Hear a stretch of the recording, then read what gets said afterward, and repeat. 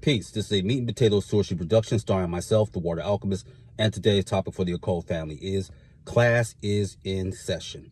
So I've had a suggestion and I'm really giving thought to doing it next year in late February or early March, breaking up how I teach. But this class is not, I repeat, not for beginners. You would have to contact me about that. But this will be dealing with the magic that you feel best serves you. And a student of mine, and I want to say thank you very much, that gave me a book that is going to be mandatory reading is this book right here by John Creeder.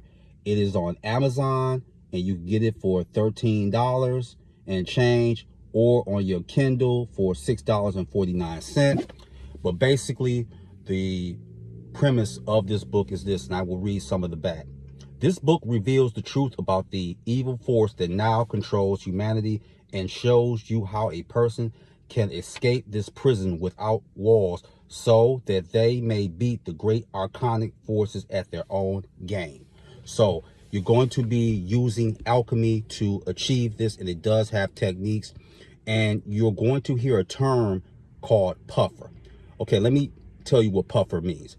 Puffer is a term that alchemists use in a derogatory manner for those that don't have the basic foundation of alchemy. So basically, they're a great pretender. Now, when we think of the archons, they feed off of raw emotions such as fear, trauma, anger, rejection. They feed off of this. So I want people to understand that. And one thing about Jehovah, basically, and Trogs, you should know this better than anybody. If there's no other gods, what is Jehovah jealous of? I am a jealous God, and I want to say this to the family. We all know that the year of Set is coming up, so Jehovah is really going in his bag. And I'm going to say this, is that this is how Jehovah is going to play his game. I know this very well. He's going to use people on the right-hand path. You know, certain people who dabble in the occult or say they're Christian witches. It's like saying that you're a dignified child molester. That's an oxymoron. There's nothing dignified about touching children and traumatizing them. And Jehovah is going to go dealing with extreme prejudice. Jehovah plays for keeps. Okay? You got to understand that. If there was ever a song about Jehovah, it would be Bobby Womack. I wish you didn't trust me so much. That's Jehovah in a nutshell. And when you start dealing with alchemy and learning these techniques as well, there's another book, 1973, Mastering Witchcraft by Paul Hewson, H-U-S-O-N. That call goes out when you start dealing with magic, sorcery, alchemy, witchcraft.